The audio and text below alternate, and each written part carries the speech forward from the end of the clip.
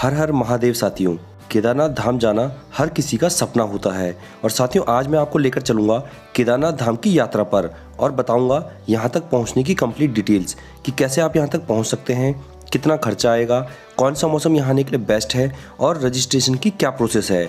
साथ में ये भी बताऊंगा कि आप बस से कैसे जा सकते हैं, टैक्सी से कैसे जा सकते हैं और ट्रैवल एजेंसी का क्या चार्जेस रहता है। दोस्तों, केदारनाथ धाम की यात्रा के लिए सबसे पहले आपको आना होगा हरिद्वार में, या फिर आप ऋषिकेश भी आ सकते हैं। यहाँ से भी इस यात्रा को शुरू कर सकते हैं। ऋषिकेश और हरिद्वार आप बस और ट्रेन दोनों ही माध्यम से पहुँच सकते हैं। और अगर आप फ्लाइट से आना चाहते हैं तो आप जॉलीग्रांट हवाई अड्डे तक आ सकते हैं, जो कि हरिद्वार से 40 किलोमीटर दूर है। अब दोस्तों, बात करते हैं कि यहाँ हरिद्वार से और ऋषिकेश से किस तरह से आप केदारनाथ धाम पहुँच सकते हैं। तो यहाँ से पहुँचने के लिए सबसे जो सस्ता माध्यम है वो है बस। हरिद्वार से जो सोनप्रयाग तक बस चलती है उसका चार्जेस 460 रुपये है, जो कि जेएमयू की बसेस हैं। इसके अलावा प्राइवेट बसेस का अलग अलग चार्जेस है, जो कि 600 रुपये 700 रुपये तक रहता है। तो अगर आप बस से आना चाहते हैं तो आपको एक दिन पहले हरिद्वार या ऋषिकेश पहुंचना होगा और एक दिन पहले ही आपको अपना टिकट बुक करना होगा, तभी आप अगले दिन सुबह सुबह इस यात्रा को शुरू कर पाएंगे। जो हरिद्वार से बस चलती है केदारनाथ के लिए वो सोनप्रयाग तक जाती है और सोनप्रयाग से लगभग 6 किलोमीटर दूर पड़ता है गौरीकुंड। वहाँ तक प्राइवेट टैक्सी से ही जाना होता है और उसके बाद वहाँ से पैदल यात्रा शुरू हो जाती है। उसके बाद उस यात्रा को आप चाहे तो पैदल भी कर सकते हैं, खच्चर से भी कर सकते हैं, डोली से भी कर सकते हैं और हेलीकॉप्टर से भी कर सकते हैं। तो चलिए मैं बताऊँगा आपको कैसे करते हैं। पहले जानते हैं कि और क्या क्या माध्यम है यहाँ से जाने के। इसके अलावा दोस्तों, अगर आप प्राइवेट टैक्सी से इस यात्रा को करना चाहते हैं तो आप ट्रैवल एजेंसी से प्राइवेट टैक्सी भी ले सकते हैं। और प्राइवेट टैक्सी का जो एक दिन का चार्जेस बैठेगा वो 4000 रुपये पर डे का बैठेगा। यानी अगर आपकी यात्रा जितने भी दिन में होती है उतने 4000 रुपये पर डे के हिसाब से ये रेंट लेते हैं। तो उसमें आप 3 से 4 लोग जा सकते हैं। तो अगर आप इकट्ठे 3-4 के ग्रुप में आए हैं और आप आसानी से जाना चाहते हैं, बसों में धक्के नहीं खाना चाहते हैं, तो आप अपनी कार बुक कर लीजिए, जिसमें आपको 4000 रुपये में स्विफ्ट डिजायर कार बुकिंग में मिल जाएगी। तो दोस्तों, जैसे ही आप हरिद्वार रेलवे स्टेशन या बस स्टैंड से निकलेंगे बाहर, हरिद्वार का रेलवे स्टेशन और बस स्टैंड दोनों आसपास ही हैं, तो आप जैसे ही यहाँ से बाहर निकलेंगे तो आपको बहुत सारी ट्रैवल एजेंसी नज़र आ जाएंगी। तो ये सभी ट्रैवल एजेंसी भी आपको चारधाम यात्रा कराती हैं। इसके अलावा बाहर पे ही जेएमयू की प्राइवेट बसें चलती हैं, जिनका चार्जेस मैंने बताया था 460 रुपये रहता है ये सोनप्रयाग तक का। तो आप चाहें तो डायरेक्ट ही इस बस से जा सकते हैं या फिर ट्रैवल एजेंसी के थ्रू कोई पैकेज लेके यहाँ पर यात्रा कर सकते हैं। आजकल कुछ दिनों से इस जून के मौसम में भीड़ बहुत ज़्यादा है, जिस वजह से हरिद्वार से बसें नहीं मिल रही हैं और जो भी बसें वापस आ रही हैं चारधाम यात्रा करके, यानी केदारनाथ बद्रीनाथ से, वो ऋषिकेश से ही वापस चली जा रही हैं। तो अगर आपको हरिद्वार से बस नहीं मिलती है तो यहाँ से 25 किलोमीटर दूर ऋषिकेश है। ऋषिकेश से आपको डायरेक्ट केदारनाथ के लिए यानी सोनप्रयाग के लिए बस मिल जाएगी। तो आप चाहें तो वहाँ से भी बस को ले सकते हैं। दोस्तों, इस समय क्योंकि यात्रा का समय है तो इस वजह से सोनप्रयाग और गौरीकुंड में रूम बहुत महंगे मिलते हैं। इसलिए हमने डिसाइड किया था कि हम उससे कुछ किलोमीटर पहले ही, जो भी छोटा शहर पड़ेगा उससे, सोनप्रयाग से लगभग 10-20 किलोमीटर पहले वहाँ पे रूम ले लेंगे, ताकि हमें रूम सस्ते में मिल सकें। रास्ते में जाते हुए एक प्रसिद्ध स्थान पड़ता है देवप्रयाग, जहाँ पे अलकनंदा और भागीरथी नदियों का संगम होता है और इन दोनों के संगम के बाद ही इस नदी को माँ गंगा नदी के नाम से पुकारा जाता है। तो ये भी बहुत फेमस जगह है और अगर आप अपनी गाड़ी से आते हैं तो यहाँ पे रुक के यहाँ के भी दर्शन कर सकते हैं। दोस्तों, इस वक्त मैं खड़ा हूँ रुद्रप्रयाग में और नीचे संगम हो रहा है अलकनंदा और मंदाकिनी नदी का।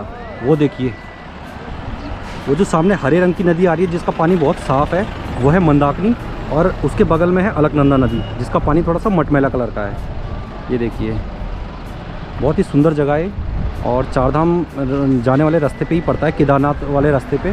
तो अगर आप केदारनाथ जा रहे हैं केदारनाथ धाम में तो उसी रास्ते पे पड़ता है और आप यहाँ पे भी आना चाहें तो यहाँ पर भी आ सकते हैं। इसके बाद सुबह सुबह हमने अपनी यात्रा को फिर से स्टार्ट किया और हम पहुँचे सबसे पहले सोनप्रयाग। और सोनप्रयाग में ही यहाँ पे गाड़ियों की पार्किंग हो जाती है, इससे आगे गाड़ियाँ नहीं जाती हैं। तो अगर आप बस से आए हैं या फिर अपनी गाड़ी से आए हैं तो आपको सोनप्रयाग तक ही आना होगा। और अगर अपनी गाड़ी से आए हैं तो यहाँ पे बहुत बड़ी पार्किंग बनाई हुई है गवर्नमेंट ने, वहाँ पे सबसे पहले आप अपनी गाड़ी को पार्क कर लीजिए। इसके बाद इसके आगे का जो 6 किलोमीटर का रास्ता है गौरीकुंड तक का, वो आपको प्राइवेट टैक्सी से ही जाना होगा।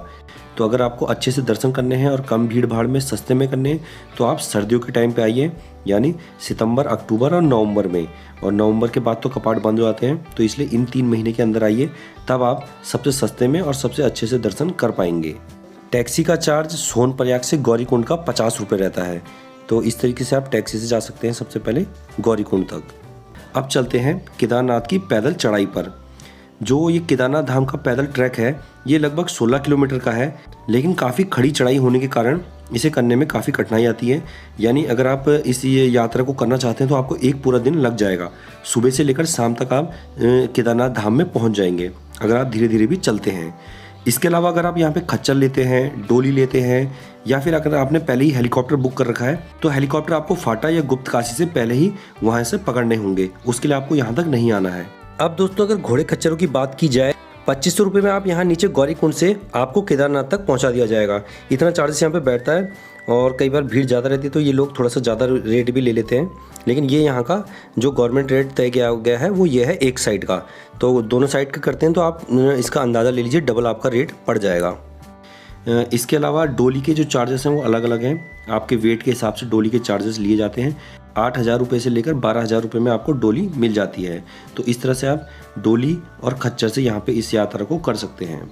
तो हमने तो डिसाइड किया था पैदल चलने का, तो हमने सुबह सुबह अपनी स्टार्ट की यहाँ से जर्नी और पैदल निकल पड़े केदारनाथ धाम की यात्रा पर। भीड़ देख लीजिए आप एक बार, भीड़ बहुत ही ज़्यादा आई हुई है, क्योंकि पिछले 2 सालों से कोरोना के कारण लोग यहाँ पर दर्शनों के लिए नहीं आ पाए थे। तो 2 साल के बाद इस टाइम पे पूरी तरह से यात्रा खुली है, तो इस वजह से यहाँ पे भीड़ बहुत ज़्यादा है।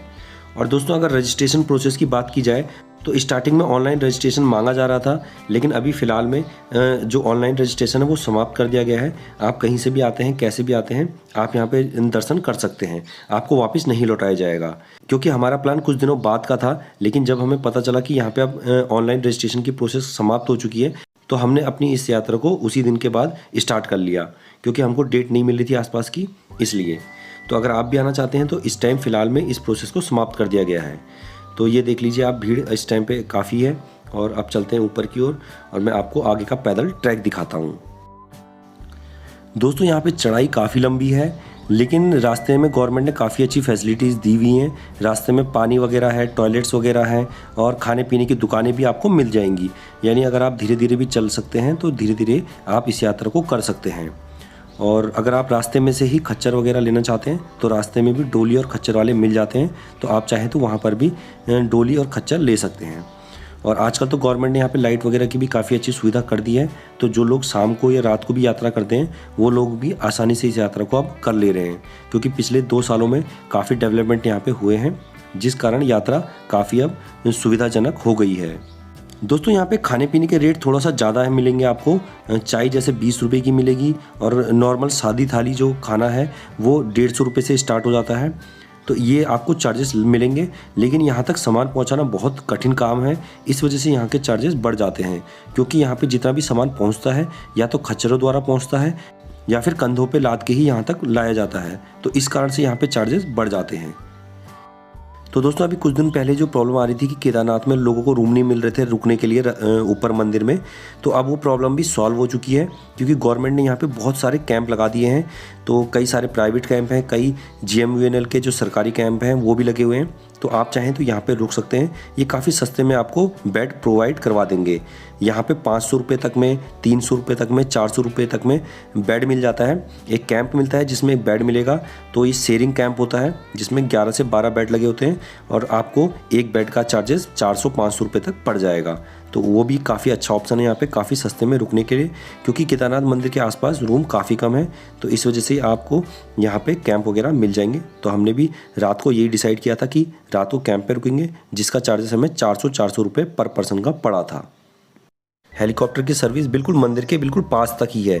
ये मंदिर में आप सीधे सामने आ जाइए, तो यहाँ तक अगर आप आते हैं हेलीकॉप्टर से तो डायरेक्ट आप यहीं ऊपर पहुँच जाएंगे।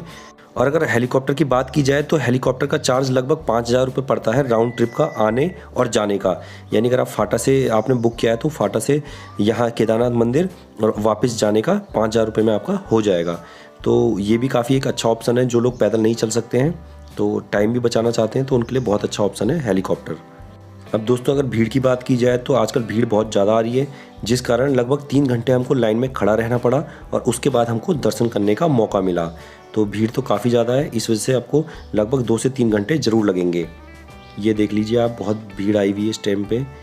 श्रद्धालु यहाँ से पूरे भारत से, और बल्कि जो लोग विदेश में रहते हैं वो भी यहाँ पे दर्शनों के लिए आते हैं। तो इस वजह से इस टाइम पे यहाँ पे भीड़ बहुत ज़्यादा बढ़ जाती है। दोस्तों ये मंदिर हिमालय की गोद में बसा हुआ बहुत ही खूबसूरत मंदिर है। वैसे भी भगवान शिव को ऐसी ही जगह पसंद आती हैं जो बिल्कुल शांत हो और आबादी से दूर हो।